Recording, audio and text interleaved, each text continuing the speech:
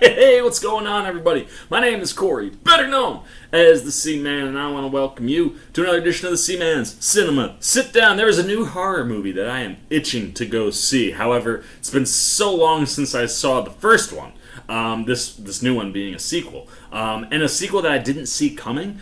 I was really interested to dive back into the original and give it another go, and I'm really glad I did. While I remember most everything that happens, like the most critical twist, like plot twist in the entire movie, and the thing that really took it to a way darker place, and really I thought, while it's kind of graphic and tough, it does elevate the terror and the horror of the things that are going on in the movie. Man, I'm glad I went back and watched, because it was like, the way that I'm sure these movies will connect, and one of the things that will tie in, I'm very glad I went back and rewatched this, because that one element, I was like, oh damn, I completely forgot about that. And that's something that I think will have major implications into the potential story that we see in part 2. What is it that I'm talking about? Why don't you come on a throwback journey to 2016 and pull up a chair, take a seat. We're getting ready to dive in, spoiler free, into Don't Breathe. Yeah, I know, it's been out since 2016, so it's like 5+ years.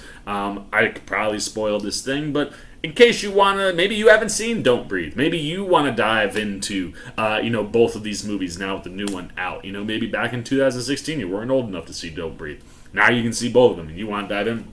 I don't want to spoil anything for you guys because I haven't reviewed the movie before, but I thought it was worthwhile to go back in and review because I'm fascinated to see how this second one plays out.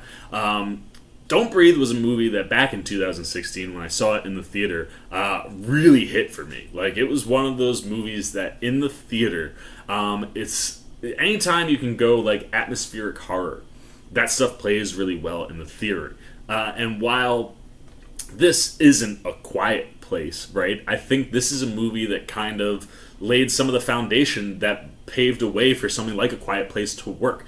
The idea of having your main antagonist be blind and having to operate in his world. Like, once you enter his home, he knows where everything is. He's got stuff in places that he can utilize, and the intruders don't know those things. They're not familiar with the house, where things can creak, how he can, hear or smell or adjust to the things that are going around him. Created this atmosphere where you can't breathe. Like, even if he hears you breathing, like, that's going to give you away. And there is one sequence in the movie where, he shows you what he sees, as he says. And basically, like, you get two of the characters trapped in a basement, all the lights go off. And you got to get out of there, right? Like, it's one of these, like, that sequence was like the most special thing in the movie, and it's the thing that pulled you to the edge of your seat the most. And like I said, I think that stretch of the movie is what opened up the ideas, or not even the ideas, but the potential for something like A Quiet Place to emerge following this. And it's one of those I don't think enough people talk about, how like Don't Breathe, kind of set a bit of a foundation for that type of atmospheric horror. And that section in particular, like I said, is one of those like special magical movie moments. And so much credit falls on the shoulders of writer-director Fede Alvarez, as well as his writing partner, Rodo Sayagues, who's actually directing the second one. They're both writing again together, but they flip-flop the director's chair, which I think is kind of cool. But how they built this movie, both from a story standpoint and an executionable standpoint, was just really, really razor sharp. I love the fact that the movie doesn't really give you redeemable characters per se. Like, you have 3 kids who, are trapped in Detroit and they want to get out. And the only way they can do that is if they can, rob some people. And one of the 3 happens to have a dad who works for an alarm company that does a lot of the alarms in Detroit. So, like, you can understand where they're coming from. And our female lead, played by Jane Levy, Rocky, she's probably the most redeemable of the 3. They give you a little bit of her backstory. You understand where she's coming from, why she wants to get out so badly. And what's cool is the way that, like, the movie in general, and one of the things that I'm looking forward to in the sequel, is able to kind of just shift the perspectives based on what you're watching, right? Like, at first, you have 3 people three criminals breaking into a man's home. And this is a war veteran. He's blind. Like, it's really easy to root for him. But once you get into the house and you start to learn some of his secrets, all of a sudden, like, that shift of like, oh man, I was rooting for this guy is now like, no, I am not rooting for this guy, and now I'm rooting for, the other characters. Like, the way you're able to swing your perspectives in the movie to be rooting for one and then rooting for the other was something that I thought was really intriguing. And like I said, giving, Jane Levy's character, a little bit of a sympathetic edge, like it allows you to be able to kind of morph your expectations and who you're rooting for and what you're hoping to get from the movie. And what I thought that they did the best from a writing standpoint certainly was just being able to flush out this story and how it plays and how the silence and the terror, really are amplified by the fact that, like, you're in a place where you are trapped. This guy might be blind, but he is super sharp. And I just loved how the movie played with all that and then was able to give you these twists and turns that expand this little bit of a universe, out a little bit and bring in some things you're like, what, like, it's just things that catch you off guard, catch you by surprise, and make the movie a lot darker. The movie goes to some really dark places, and I wasn't necessarily against it, although there's at least one or two scenes in here that are very uncomfortable. And I think that is to be commended, from your writing and your directing team here. Like, the movie wants you to be uncomfortable, and it wants you to feel a very, very particular way, and I think it does a really good job in doing that. My biggest issue with the movie would fall on the fact that Alvarez and Sayagues open the movie with a foreshadow moment. They build really, really, specifically Alvarez, because he's behind the camera, really, really good suspense, specifically down the back stretch of the movie. Like, there are things that are going and surprises and twists that hit that would have hit 10 times harder had you not opened the movie the way you do. Spoilers, the first 2 minutes of the movie, you see our lead, played by Stephen Lang, the blind man, and so he doesn't have a name. But you see him dragging Jane Levy's character through the street in the middle of the day. And the break-in takes place at night. So before you even get into the movie that no matter what happens, Jane Levy is going to get out of the house in the middle of the day and be dragged back to the house at the same time. And there's 2 or 3 beats toward the end of the movie that really hit hard on the surprise scale. And, like, the twists come out of nowhere and you're like, oh shit!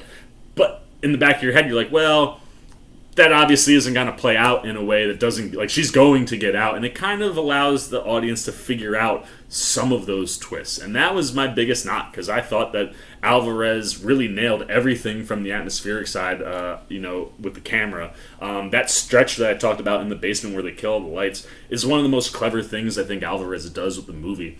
And it feels like it's shot in low light, and then they just dial the actual brightness up. And it creates this black and white image that's almost like a night vision shot, but it's not green, it's gray, and it feels like the brightness is turned up. And then when things happen, like gunshots, or you get blasts of light in the course of the shot, all of a sudden the color comes back for a split second. That's how I'm assuming Alvarez pulled it off, but no matter how he did it, it was such a clever thing to do, because visually it's so striking, and it really added a quality that I'd never seen in another movie before. So I thought everything that Alvarez did, from building the suspense, pacing out the movie, all of it worked. Same with what he did on the writing side with Sayagues. Like, the movie and the story worked really well. Just that opening 2 minutes, you cut that off, and this thing really would have, I think, caught people by surprise down the back stretch, more so because you wouldn't have known which way things were going to go. So that was my biggest disappointment. When it comes to the cast here, Stephen Lang, like, wow, dude. Like, wow, he plays it so well. Like, you legitimately believe that Stephen Lang is blind by the time you get to the end of this movie. And the makeup and prosthetic looks, like the scarring and the way they milk out his eyes, like, the look is just eerie and terrifying. And the confidence that he has once he is in control versus when he's not in control. Like, you get to see two sides of him. I just thought he really executed a very well nuanced performance. And you have your three intruders in Jane Levy, Dylan Minnette, and Daniel Zavato. I think they all nail what they're asked to do. Like, you're supposed to hate Zavato's money. Like, you're not supposed to like him. You're supposed to root for Stephen Lang to get him. And Dylan Minnette, you kind of root for him simply because he's a familiar face. Like, he's a guy that you've seen in other things, so you just instinctively are kind of rooting for him. But there is no real redeemable trait per se with him. He's a bit of a coward. He just kind of is along for the ride because he is into Money's girlfriend, Rocky, and you don't get a sense that, like, he is the best of people. He's in here robbing people, and he knows how to do everything so that him and his dad don't get in any kind of trouble. And, like, I think that he does what he's asked to do quite well. And being the coward, he's the guy who wants to get out, but because Rocky is in there, he kind of comes back in and he nails all the stuff that they ask him to do. And then Jane Levy just is really the other superstar next to Lang in this one. She really pops on screen. She brings a real emotional weight to the movie when it's asked of her. And she is the character that, like I said, is the most redeemable out of the group that you're kind of able to ride with, so that when the pendulum swing comes to the side of, like, oh, damn, yeah, we can't be behind Stephen Lang, there is somebody on that other side that you're able to root for. And that's one of those things that I really thought Alvarez and Sayagues do really well.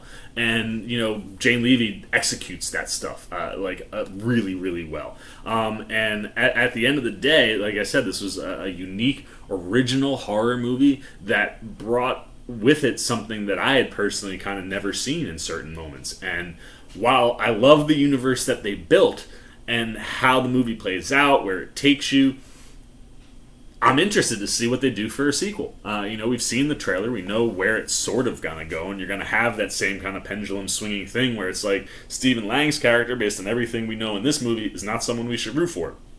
But now you insert this, young, innocent-seeming little girl and three people trying to kidnap her. Well, now it's easy to swing back to the other side, and I'll be interested to see what Alvarez and Sayagues pull off from the swing. Like, is there going to be anybody in this group that's redeemable? Is there a reason to root for that group? I'm just fascinated to see where they go based on what they built in this movie, because Stephen Lang has no redeemable qualities about him by the time you get to the end of this.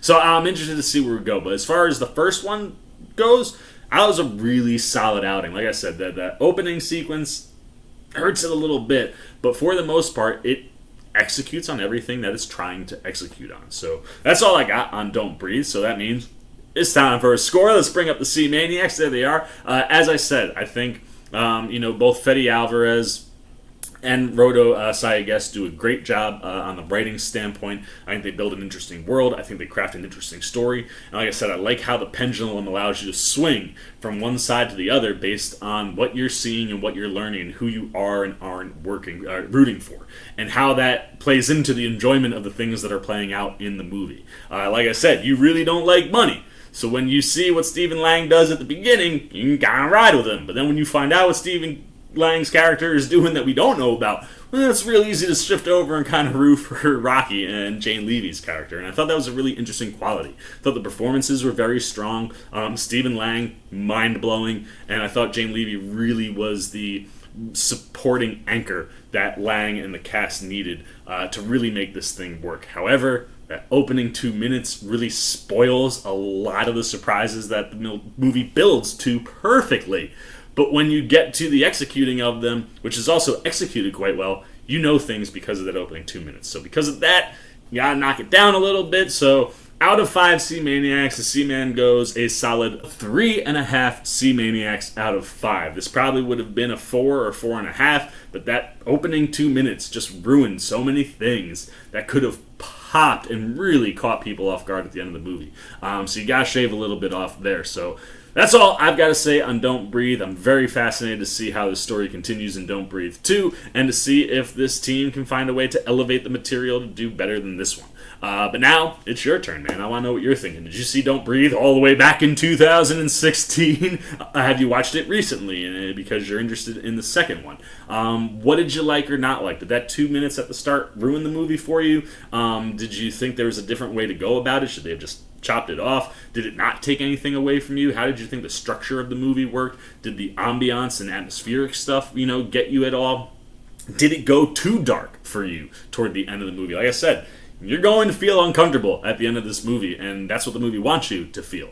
Was that too much for you? And if you haven't seen Don't Breathe, is this something that you want to see? Something you're interested in checking out, maybe because the second one is out and you've seen that trailer? Anything you're thinking, man, good, bad, indifferent about Don't Breathe, or whether or not you're going to go see the sequel, you can put it all down below in the comments section. Look forward to talking to you down there. As always, if you enjoyed this video, please give me a thumbs up, and if you're new, you want to come hang out with C-Man. As I approach, I'm going to the movies tonight to go see Don't Breathe 2. If you want to be here when I drop my review on that, or just like what I'm doing around TV and movie reviews, trailer reactions, you want to show a little love, support you haven't yet, well, come join C-Maniac Nation. It's a little kick-ass community I got growing over here on the old YouTube, and it's a real easy thing that you can join. All you got to do is jump over there, man, hit that subscribe button, hit that little bell if you want those alerts. Until next time, but C-Man's Cinema, sit down.